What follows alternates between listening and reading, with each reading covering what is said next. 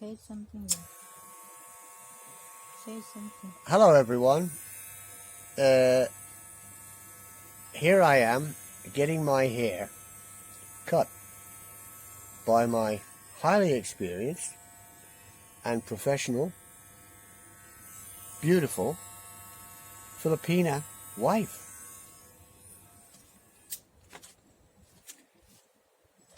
So, is this on? Yeah. Oh.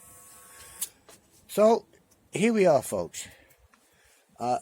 Just have to try and get my head in the shade because in Sydney you have extremes. The climate can be cold, but the sun is always baking hot. And you're liable to finish up with either a headache or I suppose it's handy for cooking purposes. My wife puts a bit of oil on my head, we can have some fried eggs and bacon. It's that hot. Hmm? The air is that hot. Yeah. So hot. Now, she's doing a great job here.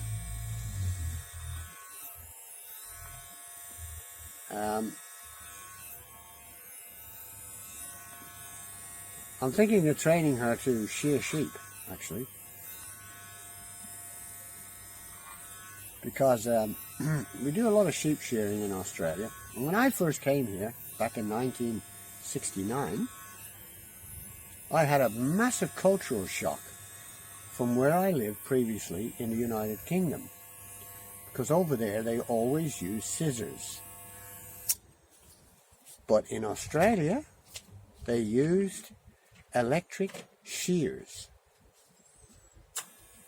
So I had my first experience of what a sheep must have felt like the first time they ever got sheared.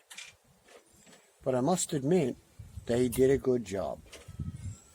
Even though they didn't use scissors and only used electric shears, it was very, very professional. Later on, while I was in Australia, I found out that part of the training for barbers was that they get a balloon and they practice shearing the balloon with electric shears without bursting the balloon. Now that's very interesting, isn't it? So that was my first experience of a culture shock in Australia when I went to the barbers, or the hairdressers, as some people would call it. In the Philippines, it's a lot different, of course. My wife was trained to use scissors mainly, and of course they still use shears to a point, but usually it's scissors.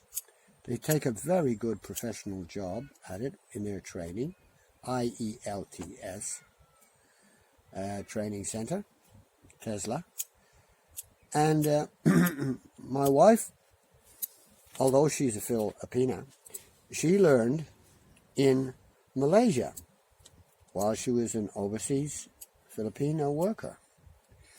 That is originally, of course, where we met. We met in Kuala Lumpur, Malaysia, back in 2013. And we've been together ever since.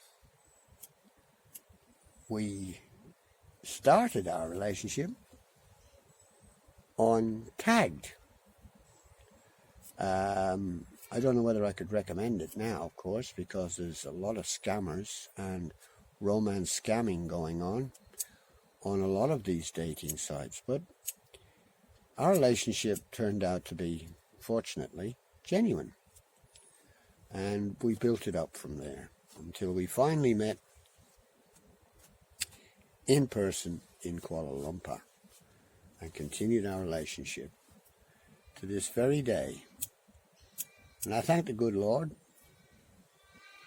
and I thank my beautiful wife for putting up with me and being patient, because we have a horrendous age gap. The age gap is nearly 28 years apart. But even with all that, we had a lot in common, because I originally came from Ireland, and Filipino culture, even today, with all internet and everything else, has still a lot of similarities with our social makeup and peer pressure and family influences. And of course, the family comes first. And that's fair enough. And of course, in the Filipino case, if you start a relationship with a Filipino, don't be surprised if you are needed at times, not always, but at times, to help and support in the family, financially. It's not a big deal. It's just an ordinary, accepted cultural thing.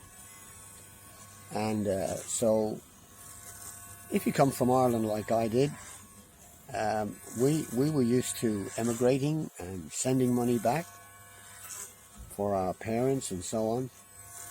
And generally, those who work are the ones who have the money, and they need to share it with other family members.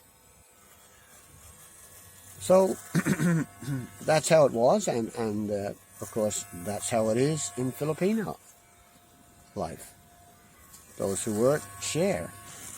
Those who are not working or not able to work for some reason need to be provided for, and it's not a big deal.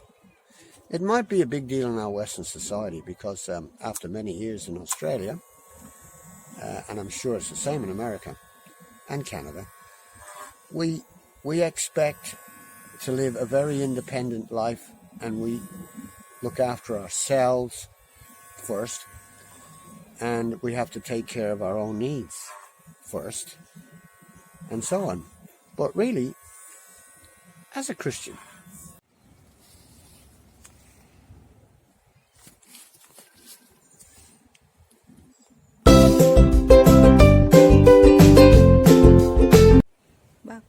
Back. which Go way? around. Go around. Yeah, okay.